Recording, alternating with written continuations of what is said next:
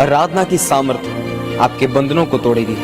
जैसे कि प्रेरितों के काम 16 अध्याय उसकी 25 और 26 आयत में लिखा, आधी रात के लगभग पौलुस और सिलास प्रार्थना करते हुए परमेश्वर के भजन गा रहे थे और कैदी उनकी सुन रहे थे। इतने में एकाएक बड़ा भूकंप आया, यहाँ तक कि बंदीगृह की नींव हिल गई और तुरंत सब द्वार खुल गए और सबके बंधन खुल पड़े। मेरे प्रियो, बाइबल में लिखा है कि पौलुस और सिलास को जब बेंतें मारकर बंदीगृह में डाला गया तो उन्होंने हियाव नहीं छोड़ा। और बाइबल में लिखा है कि आधी रात के लगभग वह परमेश्वर के भजन गाने लगे, क्योंकि उन्हें पता था कि जिस परमेश्वर की हम आराधना कर रहे हैं वह हमें छुड़ाने की सामर्थ्य रखता है। और लिखा है कि जब वे आराधना कर रहे थे तो भूकंप आया और बंदी गृह की नींव हिल गई और बंदी गृह के सारे द्वार खुल गए और उनके बंधन खुल गए और परमेश्वर ने उन्हें आजाद किया। मेरे प्रियो, बाइबल में लिखा है कि परमेश्वर इजराइल की स्तुतियों में विराजमान है।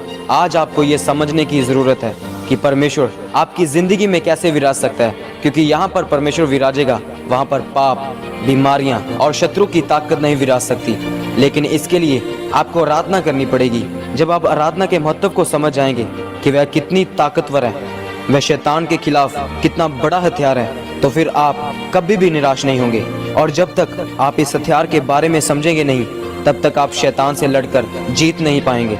बाइबल में लिखा है कि दाऊद से बड़ा कोई भी राजा नहीं था। जब वो परमेश्वर की आराधना करता था तब वह लड़कियों की तरह नाचता था। जब उसकी पत्नी ने उसे नाचते हुए देखा तो उसने अपने मन में दाऊद को तुच्छ जाना। पर दाऊद ने अपनी पत्नी से कहा कि जिस परमेश्वर ने मुझे ऊंचा किया है और तेरे पिता का सिंहासन मुझे दिया है, मैं उसके लिए और भी नीचा होकर नाचूंगा। मेरे प्रियो, उसी तरह से जब आप परमेश्वर के भवन में जाते हैं तब आप अपनी बीमारी के कारण दुखी, निराश होकर बैठे ना रहें, बल्कि आप अपने दुखों में परमेश्वर की आराधना करें। फिर जिस तरह परमेश्वर ने पौलुस और सिलास को बंदी गृह से आजाद किया था, वह आपको भी आपके दुखों और बीमारियों से आजाद करेगा। जिस प्रकार पौलुस और सिलास ने अपने सताव में भी परमेश्वर की आराधना की और परमेश्वर ने उन्हें आजाद किया, उसी तरह से जब आप भी अपने दुखों, बीमारियों में परमेश्वर की आराधना करेंगे, तब परमेश्वर सिर्फ आपको छुड़ाएगा ही नहीं, बल्कि आपको आपके विरोधियों के सामने ऊंचा भी करेगा। आमीन।